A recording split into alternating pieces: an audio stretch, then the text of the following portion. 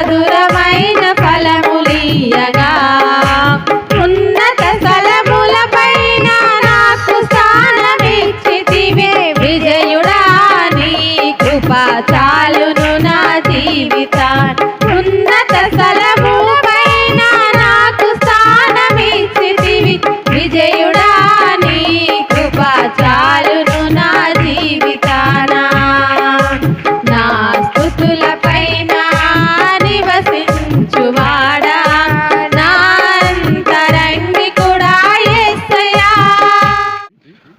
లూకాసు వార్త 14వ అధ్యాయం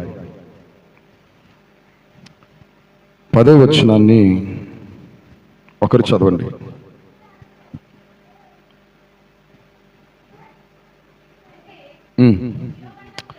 నీవు పిలువబడినప్పుడు మిమ్మల్ని పిలిచిన వాడు వచ్చి, స్నేహితుడా పై చోటికి పొమ్మని మీతో చెప్పులాగునా. చాలు.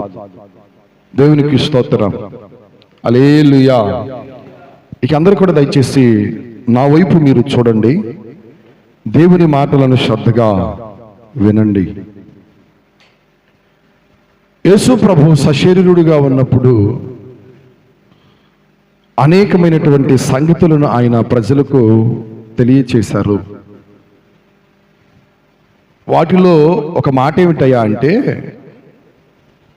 మీరు ఏ విందుకైనా వెళ్ళినప్పుడు మీరు కడపట అనగా చివరగా కూర్చోండి.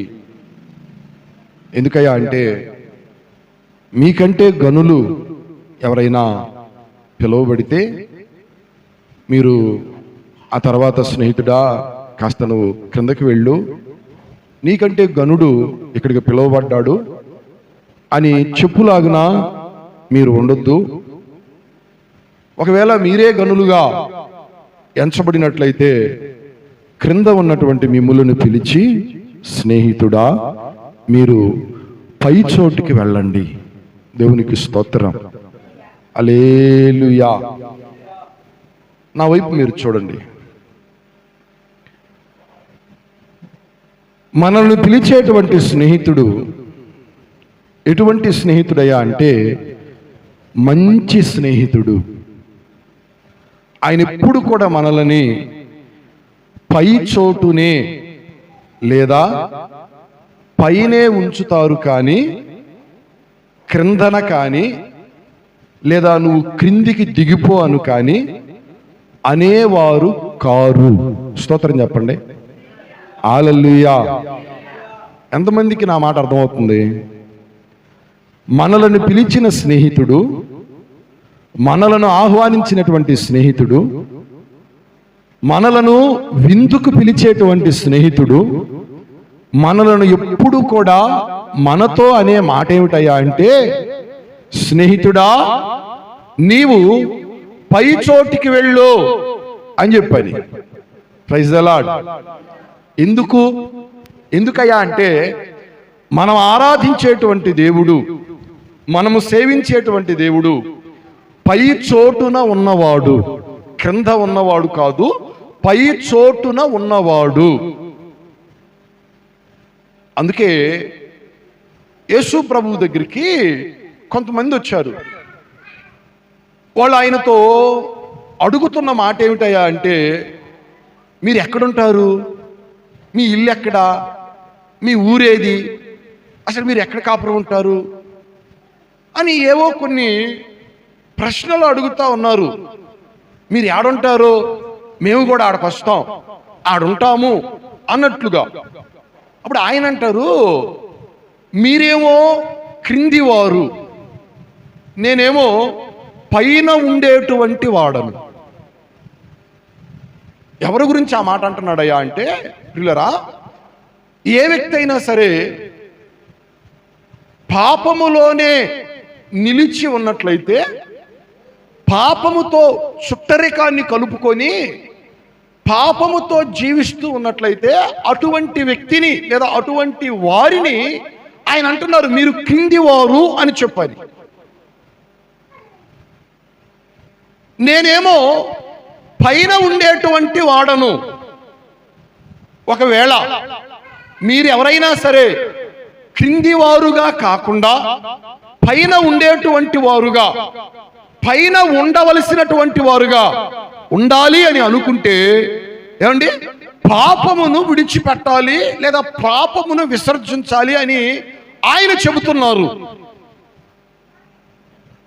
అంతేకాదు, లోకము దాని ఇచ్చలు అన్నీ కూడా నశించిపోవాలి అని ఆయన చెబుతున్నారు. మీరు చదవండి, యోహాను సువార్త 8వ అధ్యాయము 23వ వచనం. యోహాను సువార్త 8వ అధ్యాయం 23వ వచనం. మీరు క్రింది వారు, నేను పైన ఉండేటువంటి వాడను. మీరు ఈ లోక సంబంధులు, నేను ఈ లోక సంబంధిని కాను. ఎవరితో అంటున్నాడు ఈ మాట? కొంతమంది వచ్చి ఆయన దగ్గరికి వచ్చి, ఏమండి నువ్వు ఉన్న చోటికి మేము కూడా వస్తాము, నువ్వు ఆడుంటావు మేము కూడా ఆడుంటాము అని చెప్పనని వాళ్ళు అనుకుంటున్నారు. అయితే ఆయన ఉండే చోటికి ఒక మానవుడు చేర్చబడాలి అని అంటే వాడు ఏ రీతిగా బ్రతకాలో జీవించాలో ఆయన చెబుతూ మీరు అనుకుంటున్నారు. కానీ భూ సంబంధమైనటువంటి ఆలోచనలు మీరు కలిగి భూ సంబంధులుగా మీరు బ్రతికినట్లయితే మీరు ఎలాగున పై చోటికి రాగలరు? నా మాట మీకు అర్థమవుతుందా? ఒక వ్యక్తి భూ సంబంధమైనటువంటి వారుగా బ్రతికితే పై చోటికి వెళ్ళలేరు. భూ సంబంధమైన వ్యక్తిగా బ్రతకటం అంటే అర్థం ఏంటి?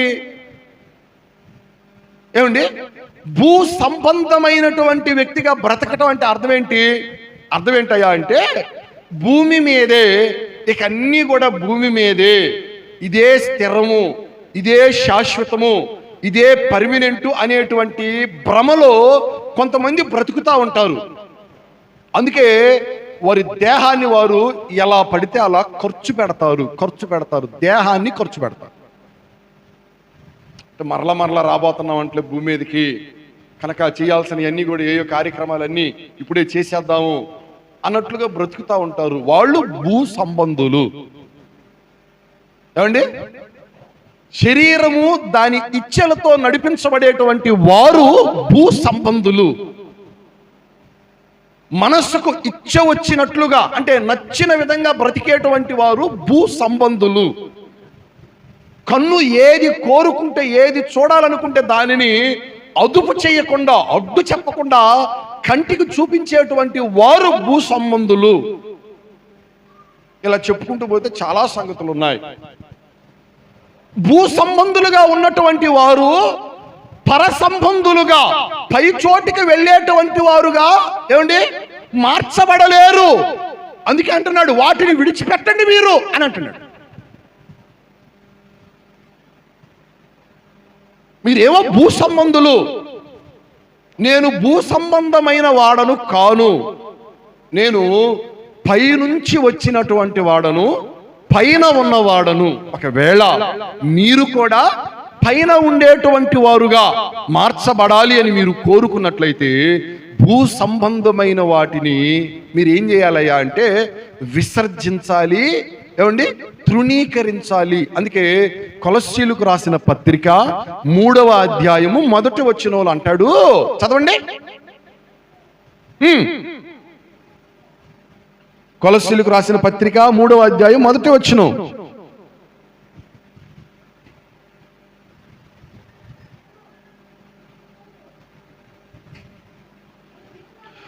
మీరు క్రీస్తుతో కూడా లేపబడిన వారైతే పైనున్న వాటినే, మీరు పై చోటు మీదే మీరు ఉండాలి, పై చోటు మీదే కూర్చోవాలి, పై చోటునే ఏమండి మీ ఆలోచనలు ఉండాలి, పై చోటు మీదే మీ మనస్సంతా పెట్టాలి, పై వాటి గురించే మీరు ఆలోచన చేయాలి. మీరు క్రీస్తుతో కూడా లేపబడిన వారైతే, యేసు ప్రభు ఏ రీతిగా అయితే మరణించి ఏమండి తిరిగి లేపబడ్డాడో అలాగునని యేసుక్రీస్తునందు విశ్వాసం ఉంచినటువంటి వాడు కూడా మరణించి తిరిగి లేపబడతాడు. దానికి సాదృశ్యంగా మీరు బాప్తిస్మం అనేటువంటిది తీసుకుంటా ఉన్నారు. అయితే ఏమండి మీరు క్రీస్తుతో కూడా లేపబడతారు అని అంటాలా ఆల్రెడీ జరిగిపోయిన విధంగానే మాట్లాడుతున్నాడు. లేపబడిన వారైతే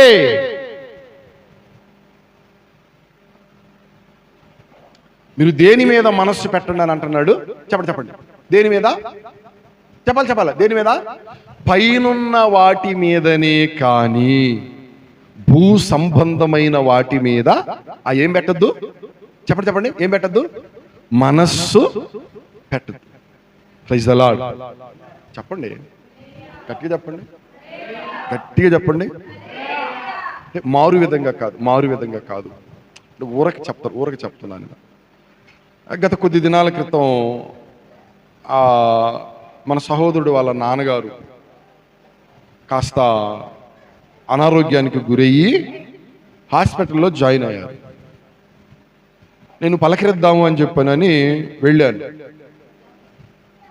వాళ్ళ నాన్నగారిని చూశాను, చాలా బలహీనంగా ఉన్నాడు. ఆ రాత్రి చాలా తీవ్రమైనటువంటి అనారోగ్యానికి గురయ్యారట. ఫిడ్స్లు వచ్చాయట. అలాగే బాగా గ్యాస్ట్రిక్ సమస్య ఎక్కువైపోయి ప్రాణాపాయ స్థితిలోనికి వెళ్ళారు. అంతేనా?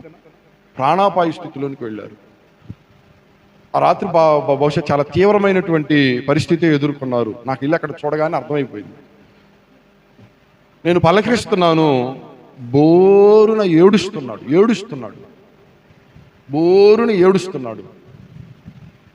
ఇక ఎందుకు ఏడుస్తున్నాడో నేను మీకు చెప్పాల్సినటువంటి పని లేదు. ఎందుకు ఏడుస్తున్నాడు? తన మీదకి తాను ఆశ అనేటువంటిది చచ్చిపోయి నేను బ్రతుకుతానా బ్రతకనా అనేటువంటి డైలమాలో పడిపోయి ఏమండి ఆ రాత్రంతా అనుభవించినటువంటి వేదన దానిని గుర్తు తెచ్చుకొని ఏమండి అతని కళ్ళు వెంట, ఆ తండ్రి గారి కళ్ళ వెంట కన్నీళ్లతో పశ్చాత్తాపంతో ఏడవటం నేను గమనించాను. ఓ మంచి మాట నేను మీకు జ్ఞాపకం చేస్తాను. ఏమిటయ్యా అంటే, మనము క్రీస్తుతో కూడా లేపబడినప్పుడు భూ సంబంధమైనటువంటి వాటి మీద మనస్సు అనేటువంటిది పెట్టుకొనక పైనున్న వాటి మీదనే ఏముండాలంటున్నాడు? మరలా చదవండి ఆ మాట, మరలా చదవండి, అండర్లైన్ చేసుకోండి. కొలస్సీలకు రాసిన పత్రిక 3వ అధ్యాయం 1వ వచనం. మీరు క్రీస్తుతో కూడా లేపబడిన వాడైతే పైనున్న వాటినే వెదకుడి. చదువు. అక్కడ క్రీస్తు దేవుని కుడి పార్శ్వమున కూర్చుండి ఉన్నాడు. పైనున్న వాటి మీదనే గాని భూ సంబంధమైన వాటి మీద ఏం పెట్టుకోవద్దు? మనస్సు పెట్టుకోవద్దు అని అంటున్నాడు. ఏమండి మీరు క్రీస్తుతో కూడా లేపబడిన వారైతే పైనున్న వాటినే మీరు వెదకండి. పైన యేసుక్రీస్తు ప్రభువుల వారు దేవుని కుడి పార్శ్వమున కూర్చొని ఉన్నారు. మీరు వెదకవలసినది, మీరు వెంబడించవలసినది, మనస్సు పెట్టుకోవలసినది ఆయన మీద. భూ సంబంధమైనటువంటి వాటి మీద మనస్సు అనేటువంటిది పెట్టుకోవద్దు. ఎందుకయ్యా అంటే మనస్సు పెట్టుకుంటే ఏమైద్ది చెప్పండి? ఏడవాల్సి వచ్చింది. నా మాట అర్థమైందా? మనం విడిచిపెట్టి పోవలసి వచ్చినప్పుడు మనం ఏడవాల్సి వచ్చింది. ఏమండి మనం దేనినైనా సరే విడిచి పెడుతున్నప్పుడు మనకేం కలిగిద్ది? చెప్పండి ఏం కలిగిద్ది? ఏడవాల్సి వచ్చింది. ఏది స్థిరమైనదో, ఏది శాశ్వతమైనదో, ఏది నిత్యము నిలబడేదో దాని మీద మనము ఏం పెట్టుకోవాలి? మనస్సు. అందుకే మీరు గమనించండి, భూ సంబంధమైన వాటి మీద మనస్సు పెట్టుకున్నటువంటి వారు ఎవరో అన్నారు. ఎందుకని నాన్న మీరు చెప్పండి. మీ చేతి వాటం, మీ చెయ్యి వాటం అనేటువంటిది కుడిదా ఎడమదా? మిమ్మల్ని అడుగుతుంది. మీ చెయ్యి వాటం కుడి చెయ్యి వాటమా ఎడం చెయ్యి వాటమా? నిన్ను చేతి వాటం కుడి చెయ్య ఎడం చెయ్య? కుడి చెయ్యి. అందరూ కుడి చెయ్య. చేతి వాటం కుడి చెయ్య. అర్థమైందా? మీ చెయ్యి వాటం కుడి చెయ్యి అయినప్పుడు మీ చొక్కాలకు ఉన్నటువంటి జేబులు ఎడం సైడ్ ఎందుకు ఉన్నాయి? నా మాట అర్థమైందా? మీ చొక్కాలకు ఉన్నటువంటి జేబులు మీ చొక్కాలనే కాదు, దేశంలో ఏ చొక్కాలైనా ఎడమ సైడే జేబు పెడతాడు. కుడివైపు ఎందుకు పెట్టడం?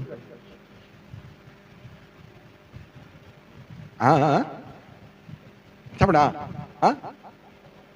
ఎడమ వైపు ఏముంది? ఇక్కడేముంది? చెప్పండి. ఇక్కడేముందండి? గుండె. దీనికి దగ్గరగా ఉండాలి. ఏంటిది? కరెన్సీ. దేంటిది? కరెన్సీ అనేటువంటిది దీనికి దగ్గరగా ఉండాలి. ఒకవేళ దీనికి దగ్గరగా లేదనుకోండి, ఇదేమైపోయింది? చెప్పండి, ఇదేమైపోయింది? ఆగిపోయి. అర్థమవుతుందా? అందుకే మానవుడు ఏం చేశాడయ్యా అంటే, దీనికి దగ్గరగా ఉండాలి అని చెప్పానని ఎడం సైడే పెట్టాడు జేబు. కరెన్సీ కూడా ఎడం సైడే ఉండి గుండెని ఆడిస్తూ ఉంటుంది. ఏమండి? మనస్సంతా కూడా దేని మీద ఉండిద్ది? హలో, మనస్సంతా కూడా దేని మీద ఉండిద్ది? భూ సంబంధమైన వాటి మీద. అందుకే మీరు క్రింది వారు కాదు, మీరు పైన ఉండేవారు కనుక పై వాటి మీదనే మీరు వెదకాలి, పై వాటి మీదనే మీరు మనస్సు పెట్టుకోవాలి. దేవునికి స్తోత్రం చెప్పండి. ఎందుకయ్యా అంటే మీరు పైవారు. హలో, మీరు క్రింది వారు కాదు, మీరు పైవారు. కొన్ని మంచి సంగతులు నేను మీతో తెలియజేస్తాను. ఆ మాట మీరు చదవండి. ద్వితీయోపదేశ కాండము 28వ అధ్యాయము 14వ వచనం. ఏం చేస్తే మీరు పైవారుగా ఉంటారు? చదవండి ఆ మాటలు. 28వ అధ్యాయం 14వ వచనం. ద్వితీయోపదేశ కాండం 28వ అధ్యాయం 14వ వచనం. అన్య దేవతలను మీరు అనుసరింపకయు వాటిని పూజింపకయు ఉన్న ఎడల నువ్వు అనుసరించి నడుచుకొనవలెనని నేడు నేను నీకు ఆజ్ఞాపించుచున్నా. నీ దేవుడైనటువంటి యెహోవా ఆజ్ఞలను విని వాటిని అనుసరించి నీవు గైకొనిన ఎడల యెహోవా నిన్ను తలగా నియమించును గాని తోకగా నియమింపడు. నీవు పైవాడవుగా, ఈ మాట జ్ఞాపకం పెట్టుకోండి, నీవు పైవాడవుగా ఉందువు గాని క్రింది వాడవగా ఉండవు. ఇక్కడ రెండు విషయాలు చెబుతున్నాడు. పైవారు ఉన్నారు, కిందివారు ఉన్నారు. ఎవరు పైవారో ఎవరు క్రిందివారో చెబుతున్నాడు. ఏమండి? క్రింద ఉండేటువంటి వారు ఎవరు, పైన ఉండేటువంటి వారు ఎవరు? క్రింద ఉండేటువంటి వారు భూ సంబంధమైన వాటి కొరకు ప్రాకులాడేటువంటి వారు. మరి పైన ఉండేటువంటి వారు ఎవరు? ఓ మంచి మాట అంటాడు. ఏమని? నీ దేవుడైన యెహోవా నీవు అనుసరించుటకు ఏ ఆజ్ఞలైతే, ఏ కట్టడలైతే, ఏ శాసనాలైతే, ఏ వాక్కులైతే ఆయన ఇచ్చారో వాటిని నువ్వు విని గైకొని పాటించినట్లయితే నీవు ఎలా ఉంటావు? చెప్పాలా? నువ్వు ఎలా ఉంటావు? పైవాడవుగా ఉంటావు. దేవునికి స్తోత్రం. హల్లెలూయా. మరలా చదవండి ఆ మాట. నీవు అనుసరించుట కన్నా దగ్గర నుంచి చదవమ్మా. నీవు అనుసరించి నడుచుకొనవలెనని నేడు నేను నీకాజ్ఞాపించుచున్నా నీ దేవుడైన యెహోవా ఆజ్ఞలను విని వాటిని అనుసరించి గైకొనిన ఎడల, దేవుని మాటలను విని వాటిని అనుసరిస్తూ వాటిని గైకొనిన ఎడల, ఏమండి? నువ్వు క్రింది వాడవు కావు, తోకవు కావు, నీవు తలవి అని అంటున్నాడు. నీవు పైనుండేటువంటి వాడవు అని చెప్పని అంటున్నాడు. దేనిని వినాలి? చెప్పండి, దేనిని వినాలి? దేవుని యొక్క మాటలను విని, శ్రద్ధగా విని, వాటిని గైకొని, వాటిని ఏం చేయాలంట? అనుసరించాలి. నా వైపు చూడండి ఒకసారి. నేను ఒక యవనస్తుడి గురించి మీతో మాట్లాడతాను. ఇంటిలో విలువ లేదు, అర్థమవుతుందా? పుట్టాడన్న పేరే గాని ఇంటిలో విలువ లేదు. అన్నదమ్ములు కూడా విలువ లేదు, పట్టించుకునేవారు కాదు ఆ యవనస్తుని లేదా ఆ వ్యక్తిని. తల్లిదండ్రులు త్రోసివేసేవారు, వీడు ఎందుకు పనికిరాడు అన్నట్లుగా. తోడబుట్టిన వారు త్రోసివేసేవారు, వీడు ఎందుకు పనికిరాడు అని అన్నట్లుగా. ఆ వ్యక్తి ఏమండి తిట్టబడుతున్నాడు, కొట్టబడుతున్నాడు, ఏమండి అవమానపరచబడుతున్నాడు, నిందించబడుతున్నాడు, గేలి చేయబడుతున్నాడు. ఎవరి మూలంగా? స్వతహా ఇంటిలోనే జన్మనిచ్చినటువంటి తల్లిదండ్రులే. ఒకసారి ఆలోచన చేయండి. తల్లిదండ్రులే బిడ్డని తృణీకరిస్తే, తోడబుట్టినటువంటి వారే బిడ్డని తృణీకరిస్తే పరిస్థితి ఏమిటి? ఎవరికెళ్ళి చెప్పుకుంటాడు? ఎవరికెళ్ళి తన బాధను చెప్పుకోగలడు? మా ఇంట్లోనే నాకు సరైనటువంటి ఇది లేదు అని చెప్పు. ఏమండి, మనుషులందరూ త్రోసివేసినా తృణీకరించిన ఆ వ్యక్తి దేవునితో సత్సంబంధాన్ని ఏర్పరుచుకున్నాడు. గట్టిగా చెప్పండి. ఏమండి, దేవునితో సత్సంబంధాన్ని, ఒక మంచి సంబంధాన్ని ఏర్పరుచుకున్నాడు. చక్కగా దేవునితో సహవాసాన్ని ఏర్పరుచుకున్నాడు. దేవునితో మాట్లాడేవాడు, దేవుని మాటలను వినేవాడు, వాటి ప్రకారం నడుచుకోవడానికి ఏమండి ఎంత కష్టమైనా సరే దానిని ఇష్టంగా భావించేవాడు. నా మాట అర్థమవుతుందా? నేను చెబుతా. నిలువున తోడబుట్టినటువంటి అన్నలే ఏమండి గోతిలో తోసిన, ఏమండి అతన్ని డబ్బులకు అమ్ముకొని వాడు చచ్చాడు అని చెప్పానని ప్రచారం చేసిన ఆ కుర్రవాడు మౌనంగా దేవునితో మాట్లాడుకుంటూ ఉండేవాడు, దేవునితో సత్సంబంధాన్ని ఏర్పరచుకుంటూ ఉండేవాడు. ఒకరోజు రానే వచ్చింది, ఏమండి ఆ వ్యక్తిని తీసుకొని పోయి ఒక ఇంటిలో పనివాడుగా పెట్టుకున్నారు. మరి ఆయన పనివాడు అంటారో మీరేమంటారో మీరు చెప్పండి. ఏమండి, ఏదన్నా ఇంట్లో ఏ వ్యక్తి అయినా పనికి కుదిరాడు అనుకోండి, అతడు ఏం చేయాలి? పని చేయాలి. అర్థమవుతుంది? ఏం చేయాలి? పని చేయాలి. కానీ ఈ వ్యక్తికి ఉన్న స్థానం ఏంటయ్యా అంటే అనేకులతో పని చేపిస్తాడు. మీకు అర్థమవుతుందా?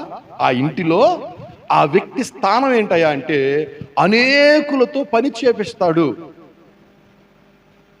ఆ ఇంటిలో పెట్టుకున్నటువంటి ఆ రాజు ఆ రాజ్యంలో ఉన్నటువంటి ప్రజలకు ఏం చెప్పాడంటే, మీరు నా మాటకి ఎంత విలువిస్తారో, ఎంత గౌరవిస్తారో, ఇదిగో నా ప్రక్కన ఉన్నటువంటి ఈ వ్యక్తికి కూడా ఇతడు చెప్పే మాట మీరు వినాలి అని చెప్పాడు. ఎవరైనా యోసేపు, ఓ మంచి మాట మీరు చదవండి. యోసేపు తన నోటితో తాను అన్నమాట ఆదికాండము 39వ అధ్యాయం. ఆదికాండము 39వ అధ్యాయము 8వ వచనం చదవండి. అయితే అతడు ఒప్పక నా యజమానుడు కలిగినదంతయు నా చేతికి అప్పగించిన గదా, నా వశమున తన ఇంటిలో ఏమి ఉన్నదో అసలు అతనికి కూడా తెలియదు, అతడు ఎరుగడు. ఈ ఇంటిలో నాకంటే పైన ఉన్నవాడు ఎవడు కూడా, గట్టిగా స్తోత్రం చదువుతారా? ఎవరండి యోసేపు? బానిస కదా పోయింది, బానిస కుర్రవాడు కదా, బానిసగా అమ్మబడిన వాడు కదా, మరి ఎటువంటి మాట చెబుతున్నాడు ఏమండి? ఈ ఇంటిలో, ఈ పోతీఫరు యొక్క ఇంటిలో ఏమండి, నాకంటే పైన ఉన్నటువంటి వాడు ఎవడైనా ఉన్నాడా? యజమానుడు అన్నిటినీ కూడా నా చేతికి అప్పగించాడు. వాటన్నిటి మీద నేను పైన ఉన్నవాడును, పైగా ఉన్నవాడును. ఏది కావాలన్నా సరే నన్ను అడగాలి. యోసేపు అంటున్న మాట, ఏది కావాలన్నా సరే అడగాలి, నేను ఇవ్వాలి. ఎందుకు? యోసేపు పైన ఉన్నవాడు. స్తోత్రం చెబుతారా? హల్లెలూయా. ఒక మాట నన్ను అడగనివ్వండి, యోసేపు పైన ఉన్నవాడుగా మార్చబడటానికి కారణం ఏమిటి? హలో, అతని హోదా చూసి అతనికి ఉద్యోగం ఇచ్చారా? పని అతడు గొప్పోడని అతనికి ఉద్యోగం ఇచ్చారా? ఉద్యోగం ఏం చూసి ఇచ్చారు? ఏం చూసి ఆ స్థానానికి, ఆ స్థాయికి యోసేపు వెళ్ళాడు? ఒక్కటే, ఏమిటయ్యా అంటే దేవుడు చెప్పినటువంటి మాట ప్రకారం యోసేపు నడుచుకునేవాడు. గట్టిగా చెప్పండి. ఎవరు చెప్పిన మాట ప్రకారం? చెప్పాలా? ఎవరు చెప్పిన మాట ప్రకారం? కష్టమైనా సరే ఏమండి, ఇష్టంగా చేసేవాడు, ఇష్టంగా చేసేవాడు. నేను మరలా చెబుతున్నాను, యోసేపు కష్టమైనా సరే. ఏది కష్టం ఏమండి? ఏది కష్టం ఏమండి? తనను అవమానించినటువంటి అన్నలను ఒక్క మాట కూడా అనకపోవటం కష్టమా తేలిక? కష్టం. వాళ్ళంతగా అవమానించారు యోసేపుని, ఒక్క మాట అనలేదు యోసేపు. ఏమండి? తీసుకొని వెళ్ళి గోతిలో వేశారు, ఒక్క మాట అనలేదు యోసేపు. తీసుకొని పోయి అమ్ముకున్నారు, బానిసగా అమ్ముకున్నారు, ఒక్క మాట అనలేదు యోసేపు. ఏమండి? యజమానుని యొక్క భార్య, యజమానురాలు పాపము చేయడానికి తనను తొందర పెడతా ఉంటుంటే ఏమండి, ఆ పాపము నుంచి పారిపోవడం ఎంత కష్టం. అందుకే పౌలు గారు అంటారు, పాపముతో మీరు పోరాడేటప్పుడు రక్తము కారునంతగా మీరేమీ పోరాటము చేయడం లేదు అని చెప్పారు. ఏమండి? ఒక వ్యక్తి పాపముతో పెనుగులాడేటప్పుడు ఏమండి, రక్తము కారాలి, దానికి నో చెప్పడానికి.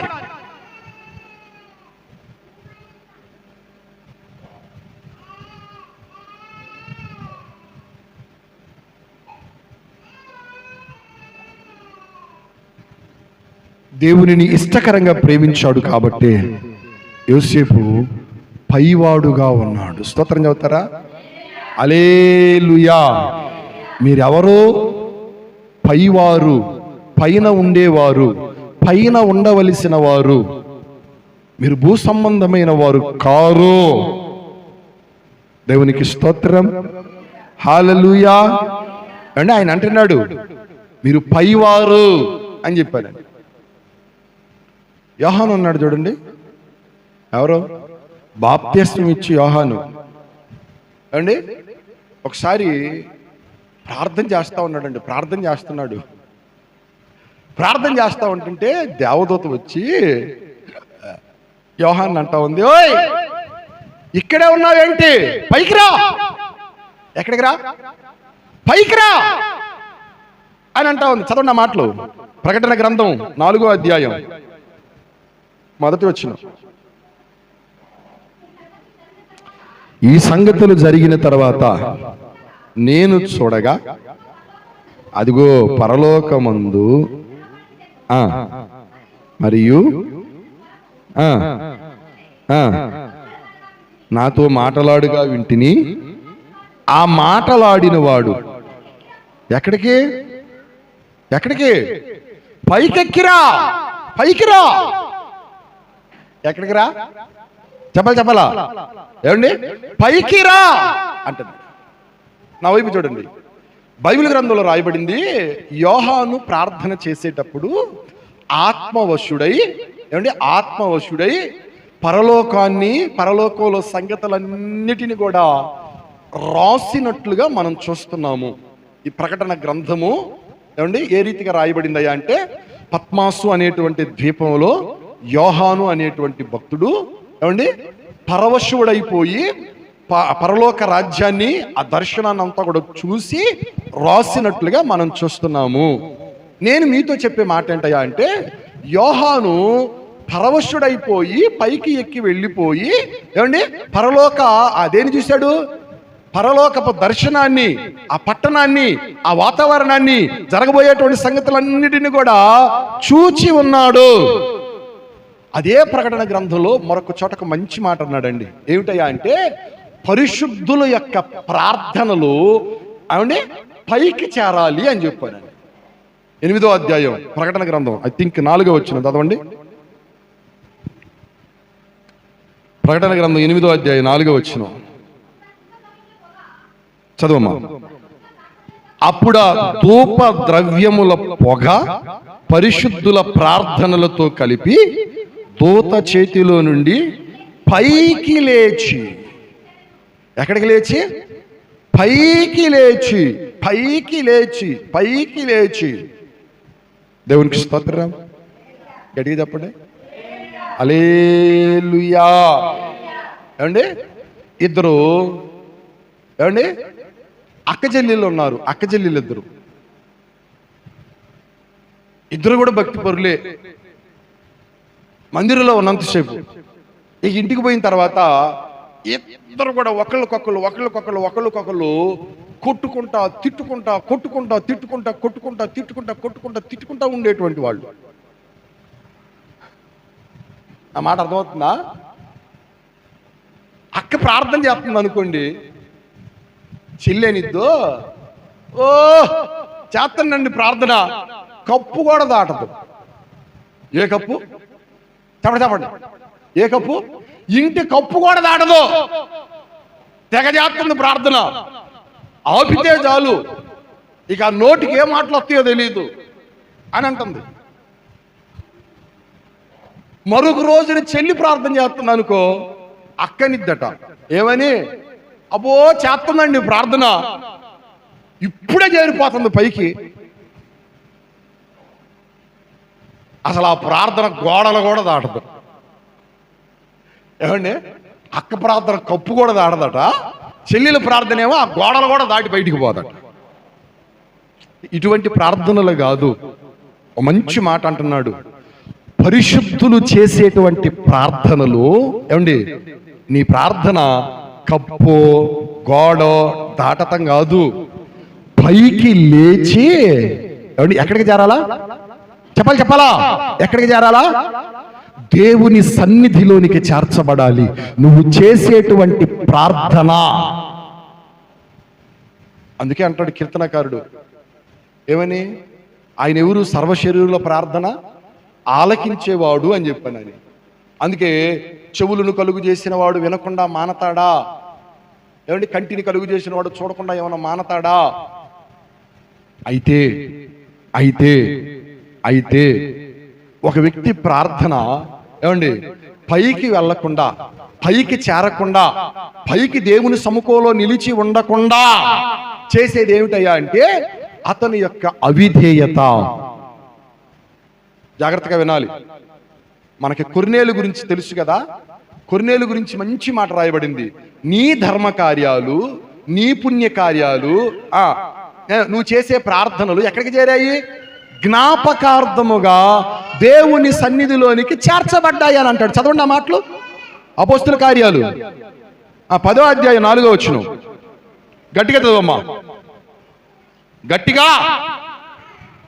ఇంకొద్దిగా పెంచు, సౌండ్ పెంచు, ఇంకొద్దిగా సౌండ్ పెంచమ్మా. గట్టిగా చదువు, కొద్దిగా గట్టిగా చదువు, చదువమ్మా. అతడు దూత వైపు తేరి చూచి, చదవండి. ఈ మైకి తీసుకెళ్ళండి, త్వరగా లేచిదండి.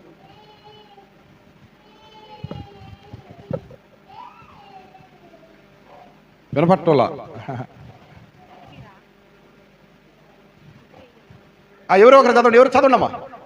అతడు దూత వైపు 10వ అధ్యాయం 4వ వచనం. తేరు చూచి భయపడి ప్రభువా ఏమని అడిగాను. అందుకు దూత, నీ ప్రార్థనలు నీ ధర్మ కార్యములు దేవుని సన్నిధికి అయ్యి బాబోయ్ ఎక్కడికి చేరాయి? అమ్మ సహోదరిలో చాలా మంది ఏమనుకుంటారయ్యా అంటే, నేను చేశాక ప్రార్థన, నేను చేశాక ప్రార్థన, నేను చేశాక ప్రార్థన. నీ ప్రార్థన పైకి చేరే ప్రార్థన లేకపోతే ఆగిపోయే ప్రార్థన గమనించుకుంటున్నావా? ఏ ప్రార్థన నీ ప్రార్థన? పైకి చేరే ప్రార్థనేనా? దేవుని సన్నిధిలోనికి చేర్చబడుతుందో? జ్ఞాపకార్థంగా నువ్వు చేసే ప్రార్థన ఉండబోతుందో?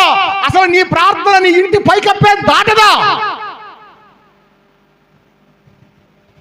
ఏ ప్రార్థన చేస్తున్నావు నువ్వు? ఏ ప్రార్థన నువ్వు చేయగలుగుతున్నావు? కొర్నేలి ప్రార్థన చేస్తున్నాడంట. అతడి ప్రార్థన, అతడి ధర్మకార్యాలు దేవుని సన్నిధిలోనికి జ్ఞాపకార్థముగా చేర్చబడ్డాయంట. దేవునికి స్తోత్రం చెప్పండి. హల్లెలూయా. ఎక్కడికి చేరాయి? చెప్పాలా? ఎక్కడికి చేరాయి? దేవుని సన్నిధిలోనికి చేర్చబడ్డాయి. ఒక వ్యక్తి ప్రార్థన దేవునికి వినపడకుండా, మనవి వినపడకుండా చేసేది ఏమైనా ఉన్నదయ్యా అంటే అది ఒకే ఒక్కటండి. ఒక వ్యక్తి దేవుడికి అవిధేయుడైతే, లేదా దేవునికి అవిధేయంగా పాపం చేస్తుంటే, దేవునికి అవిధేయంగా బ్రతుకుతా ఉంటుంటే, ఆ వ్యక్తి ప్రార్థన చేసినా కానీ దేవుడు వినడు అని రాయబడింది. దేవుడు పాపుల మనవి చెప్పండి ఆలకించడు. దేవునికి అవిధేయంగా బ్రతుకుతా, నేను ప్రార్థన చేస్తుంటే దేవుడు వింటాడేమని అనుకోవటం పొరపాటు. వ్యక్తులు కూడా మనం ఆయనకి ఇష్టకరంగా బ్రతుకుతూ ఉంటేనే ఆయన ప్రార్థన ఆలకిస్తాడు.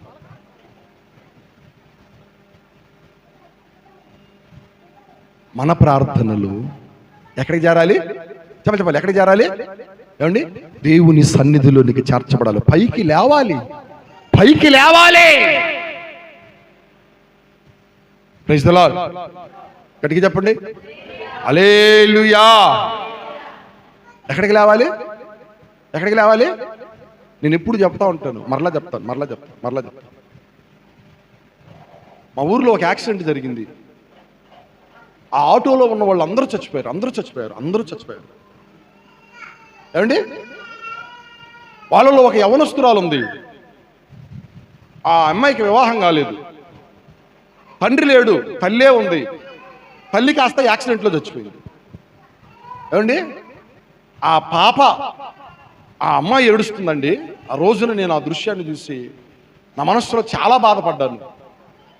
తండ్రి లేడు, తల్లి మాత్రమే ఉంది. ఉన్న తల్లి కాస్త యాక్సిడెంట్లో చచ్చిపోయింది. శవం అక్కడ ఉంది, ఏడుస్తుంది. ఇంకా చాలా శవాలు అక్కడ ఉన్నాయి. బంధువులు ఏడుస్తున్నారు. మరి ఎక్కువగా రోధిస్తా ఉందామె. నడి రోడ్డు మీద ఓ ప్రక్క పోలీసులు అందరూ కూడా 2 వ్యాన్లకు దిగారు. దొరికిన వాళ్ళని దొరికినట్టు కొడుతున్నారు. తల్లి చచ్చిపోయినందుకు ఏడవాలో, వీళ్ళ చేతుల్లో దెబ్బలు తింటున్నందుకు ఏడవాలో అర్థం కాక ఒక వైపు తప్పించుకొని పోతా, మరొక వైపు తల్లి శవాన్ని ఒంటరిగా విడిచిపెట్టి పోతా. ఆ దినం నాకు చాలా బాధ అనిపించింది.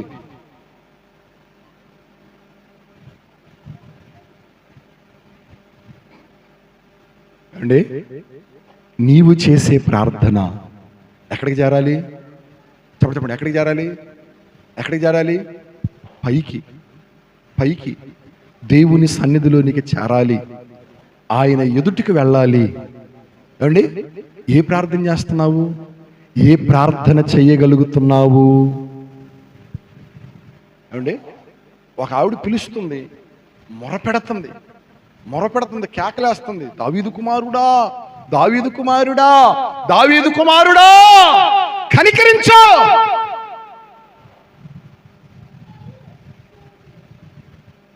ఏడుస్తుంది, కేకలేస్తుంది. అది ఆయన దగ్గరకు చేరింది. అండి, 2 నిమిషాలు కూర్చొని దేవా నీకు స్తోత్రం, నాకు ఆత్రం, నీకు స్తోత్రం, నాకు ఆత్రం, నీకు స్తోత్రం, నాకు ఆత్రం అంటే ప్రార్థనలు దేవుని సన్నిధిలోనికి చేర్చబడవు. సహోదరులు,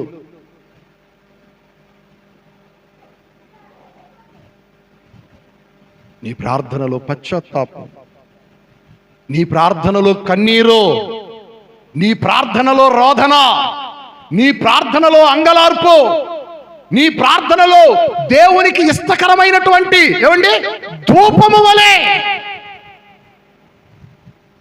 ఆయన ఆగ్రానించే విధంగా ఆయన స్వీకరించే విధంగా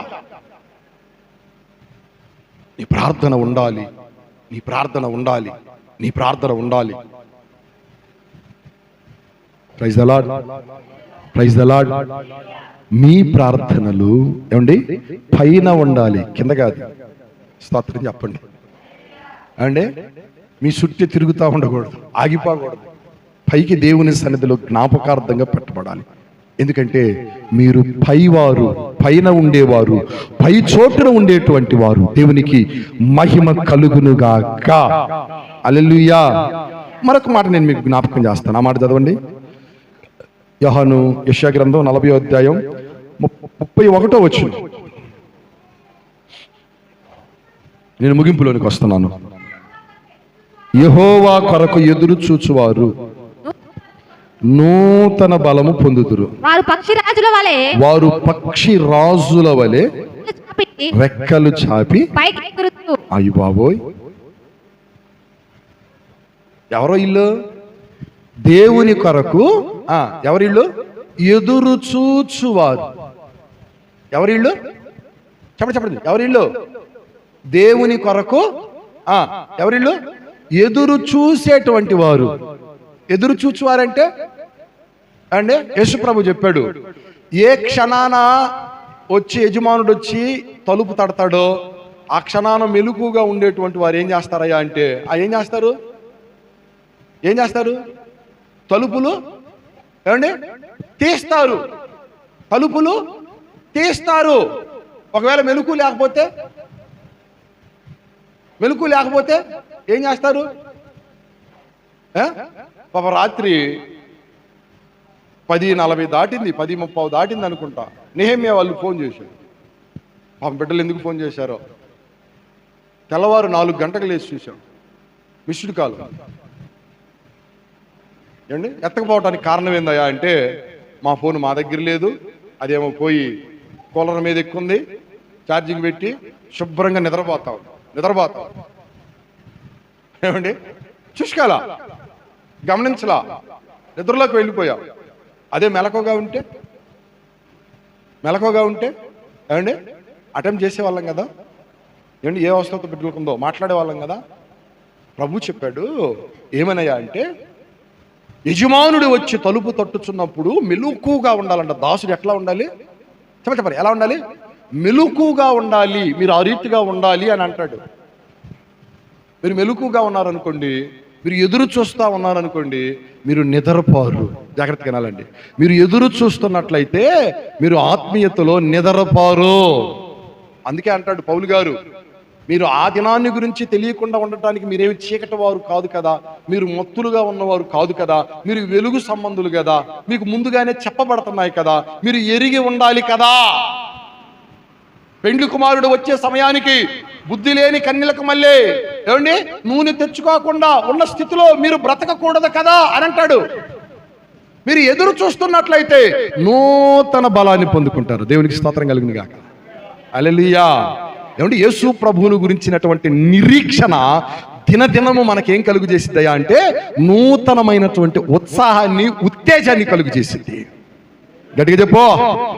ఎవరిని గురించి చెప్పాలి? ఎవరిని గురించి? యేసు ప్రభువుని గురించినటువంటి నిరీక్షణ.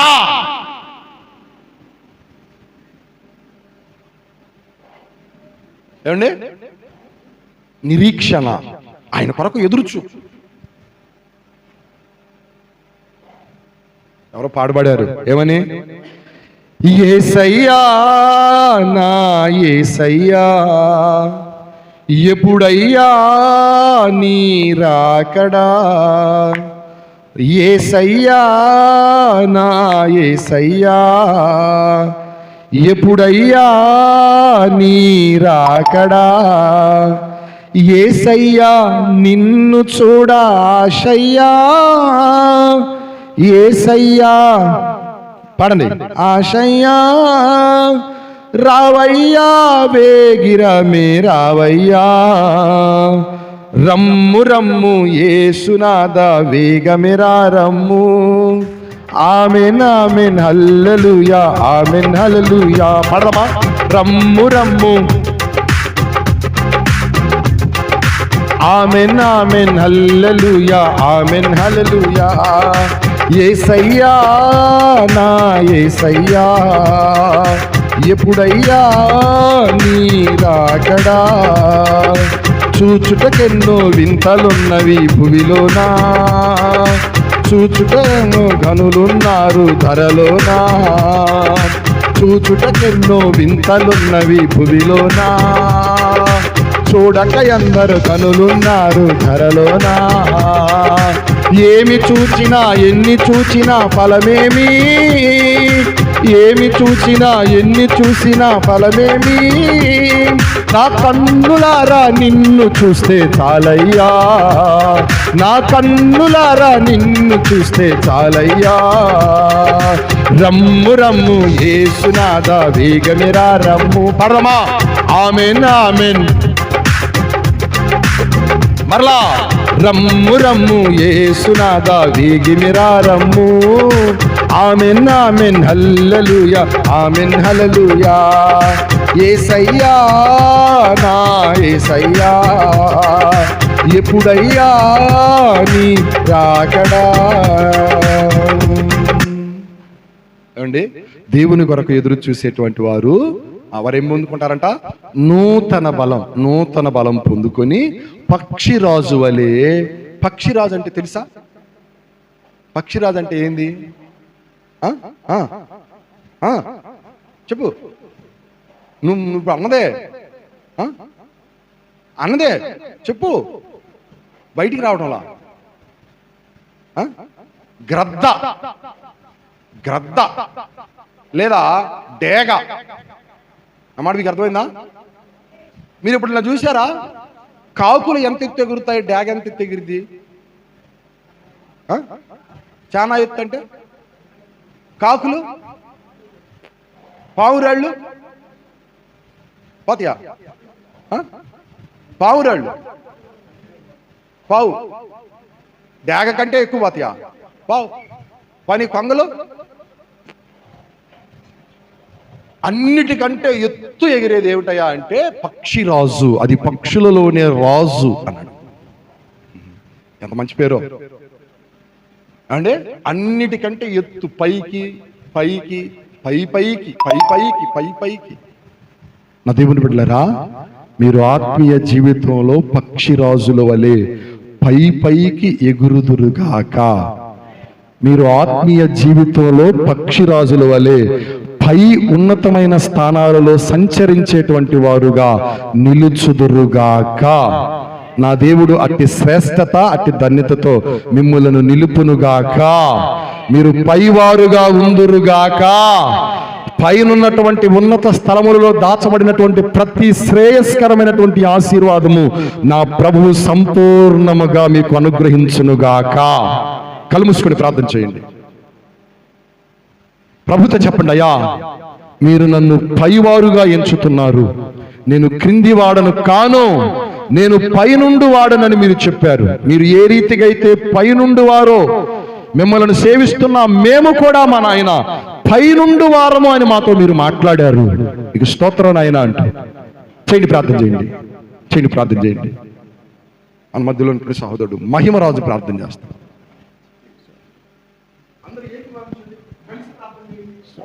స్తోత్రం స్తోత్రం స్తోత్రం స్తోత్రం స్తోత్రం స్తోత్రం స్తోత్రం. మహాపరిశుద్ధుడా, మహాగణ, మహోన్నతుడా నాయన, అయా జీవంగల జీవాధిపతి, నీకు స్తోత్రాలు, నీ కొందనాలు తెలుస్తున్న ప్రభా, సర్వాధికారి